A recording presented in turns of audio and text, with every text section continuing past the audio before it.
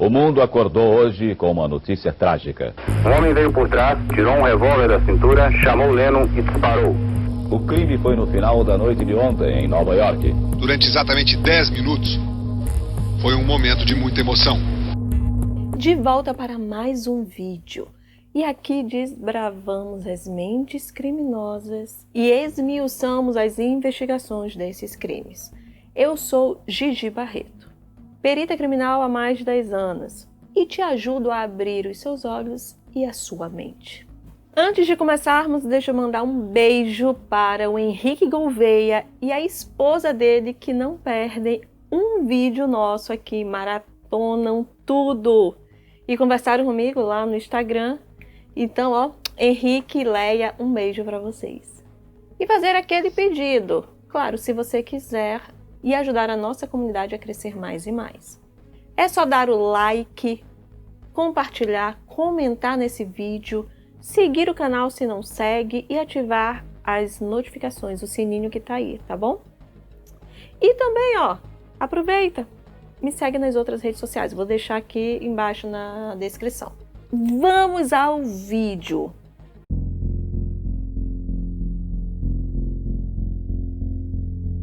Beatles, o grande nome do pop mundial, eternizados em canções como Let It Be, Imagine All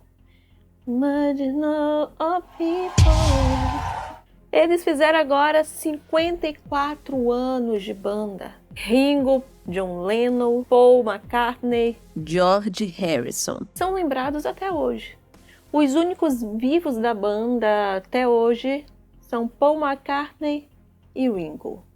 Quando nós falamos em vivos e mortos Beatles, o que nos vem à mente são teorias da conspiração. Inclusive, existe uma teoria de que os 4 foram substituídos. Mas a história de hoje é outra teoria que envolve a morte que chocou uma geração, o assassinato de John Lennon. A história todos conhecem. Às 22 horas do dia 8 de dezembro de 1980, Mark David Chapman assassinou John Lennon na cidade de Nova York. Isso enquanto John Lennon passava na frente do prédio dele, o edifício Dakota. Chapman disparou 5 vezes contra John Lennon, já quando John Lennon estava de costas para ele, e isso a curta distância, a poucos metros. Mark usou um revólver calibre 38. Depois de ter atirado, não menos bizarro, Mark permaneceu em pé na cena, lendo um romance, O Apanhador no Campo de Centeio. E ele ficou naquela posição até a polícia aparecer. Depois, com as investigações, a motivação oficial que foi divulgada é que Mark era fã dos Beatles, do John Lennon. Inclusive, tinha pego autógrafo horas antes, lá na frente do prédio Dakota. Mas, mesmo sendo fã, Mark tinha ficado indignado com as declarações de John Lennon. Declarações que John Lennon fez publicamente, onde ele dizia que os Beatles eram mais famosos que Jesus Cristo. E também indignado com as letras das canções Imagine e God. Chapman disse que não sentiu emoção nenhuma ao atirar e que apenas ouvia uma voz na sua cabeça que dizia, faça isso. Foi quando ele puxou o gatilho e ficou ali parado.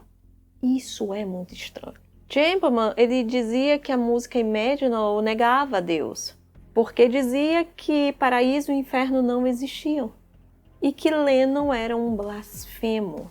Sobre o livro, ele disse que O Apanhador no Campo de Centeio assumiu um grande significado pessoal para ele, a ponto de desejar modelar a sua vida segundo o protagonista do livro. O livro, a olho nu, não tem nada de perigoso. Retrata as dúvidas, fantasias de um adolescente, um garoto frustrado e completamente reclamão, que vê como ilha de salvação a sua irmã. Meses depois, Mark alegou que matou o John Lennon para promover o livro, como se o livro precisasse, porque fazia muito sucesso nos Estados Unidos. Mark disse também que pensou em matar outras figuras públicas, como Elizabeth Taylor, Johnny Carson e Paul McCartney. Mark, ele nasceu no dia 10 de maio de 1955, não possuía antecedentes criminais e tinha acabado de se demitir de um emprego como segurança no Havaí. Viajou e foi para Nova York para matar John Lennon. Essa é a narrativa oficial. Mas alguns pontos chamam a atenção e começam a se entrelaçar outros pontos de uma possível trama governamental contra John Lennon. Especulam que ele teria sido assassinado, John Lennon, pela CIA e pelo FBI e por membros da extrema-direita, em um plano que teria sido arquitetado no início da década de 70. Mas vamos por partes.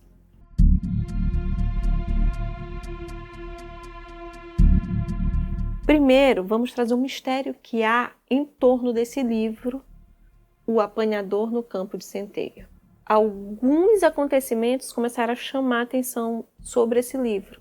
Ele também foi encontrado junto das coisas, dos pertences de outros assassinos de figuras públicas. Junto aos pertences de John Hinckley, o homem que tentou matar o presidente Ronald Reagan em 1981.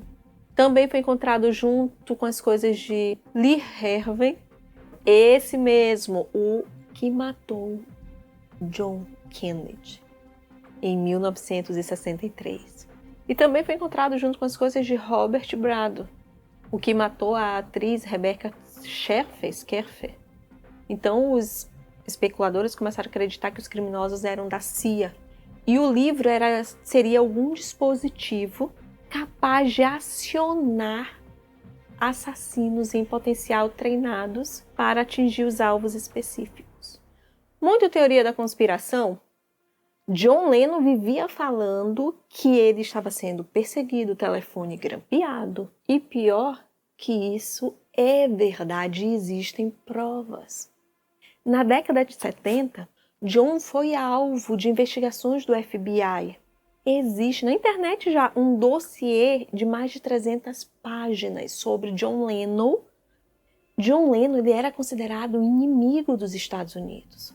Ele era uma persona não grata pelo governo de direita, por conta dos seus ideais políticos e por expressar publicamente as suas opiniões, principalmente as opiniões contrárias à guerra do Vietnã. Guerra iniciada pelo presidente Lyndon Johnson. A coisa piorou depois que o presidente Nixon subiu ao poder. Nixon odiava Lennon e os Beatles. Lennon teria se tornado um perigo oficial aos Estados Unidos em 1971, quando fez o show Free John Now, em prol da libertação do poeta americano John Sinclair, preso por porte de maconha. A partir daí, Lennon foi investigado até 1976, resultando aí nesse dossiê de 300 páginas.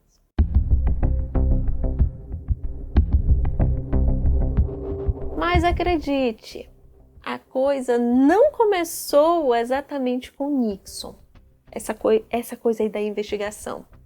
Um astro do rock pode ter sido o grande incentivador desse movimento governamental de investigação contra John Lennon. E influenciado tanto o presidente Nixon como os diretores do FBI e da CIA a investigarem John Lennon. De quem que eu estou falando? Nada mais, nada menos que Elvis Presley. Elvis odiava os Beatles e, em particular, John Lennon.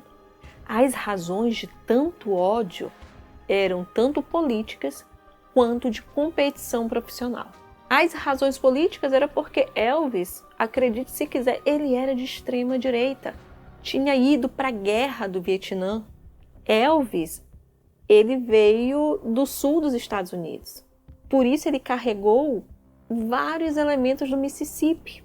incluindo o conservadorismo da região. E quando chegou a uma certa altura da carreira dele, ele deixou isso muito claro. O Elvis, ele era muito fã de armas e colecionava itens relacionados à polícia, às forças da lei. Em suas festas eram comuns exibições de distintivos, dos mais diversos que ele recebia de presente, das associações de policiais e serviços de segurança por conta do trabalho musical. As questões profissionais que faziam que ele tivesse ódio dos Beatles, de John Lennon, é que, segundo as pessoas que conheciam o Elvis, ele era extremamente competitivo e via nos Beatles ingleses que foram para os Estados Unidos usurpar, roubar o espaço dele. Mas os Beatles e o John eram fãs do Elvis e queriam conhecer o Elvis e conheceram.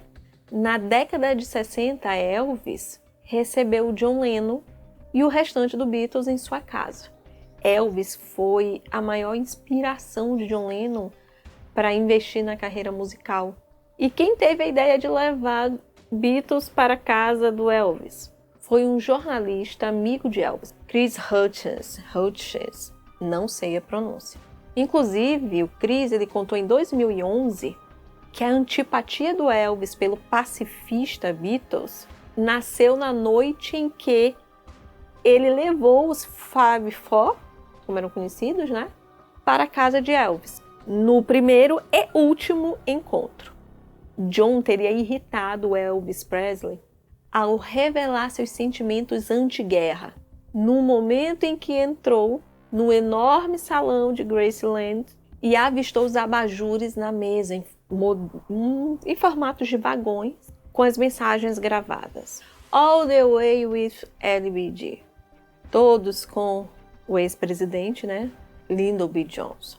Nesse relatório que eu falei para vocês, do FBI, consta a versão de Elvis Presley em relação a John Lennon. Lá no texto diz assim, ele é de opinião que os Beatles estabeleceram as bases para muitos dos problemas que estamos tendo hoje com os jovens por suas aparências sujas e desleixadas e música sugestiva. Por que consta uma opinião de Elvis Presley nesse relatório? Agora, pasmem. O ururu vai cair no chão, porque Elvis trabalhou voluntariamente para o FBI. Para qualquer serviço, não. Para espionar John Lennon. Mais especificamente, tudo começou aí em 1970. Elvis estava numa fase decadente dele já. O músico, o Elvis, deixou a sua casa em Graceland e depois de passar por vários pontos nos Estados Unidos, pegou um voo de Los Angeles e foi para Washington. Isso em dezembro de 1970. O objetivo era um só: se encontrar com o presidente Nixon e pedir um cargo no FBI para denunciar nomes que estariam influenciando a juventude americana contra o governo, já que o país vivia um momento de movimentos contra a guerra do Vietnã e do racismo. E ícones como John Lennon se engajarem para que a juventude brigasse por seus ideais. Durante o voo de Los Angeles para Washington, Elvis escreveu uma carta de 5 páginas endereçada ao presidente Nixon. A carta dizia assim: Querido senhor presidente, eu gostaria de me apresentar. Sou Elvis Presley e admiro você e tenho grande respeito por seu governo. A cultura das drogas, os elementos hippies, organizações de esquerda, panteras negras, etc., não me consideram como seu inimigo, ou como eles gostam de chamar. Eu chamo isso de americano e amo tudo. Eu posso ser muito útil se fosse nomeado como agente federal e vou ajudar da minha maneira através de comunicações com as pessoas de todas as idades. Antes de tudo, sou um entertainer, mas tudo que preciso é de credenciais federais. Fiz um estudo profundo sobre o abuso de drogas e as técnicas de lavagem cerebral dos comunistas. E eu estou no meio de tudo, onde posso e vou fazer o bem. Os Beatles vieram para esse país, ganharam fortunas e voltaram para a Inglaterra, onde promoveram uma campanha contra os Estados Unidos. Elvis, ele conseguiu com isso o título de agente federal honorário e, claro, um distintivo do FBI. E saiu de Washington feliz com mais um distintivo para sua coleção.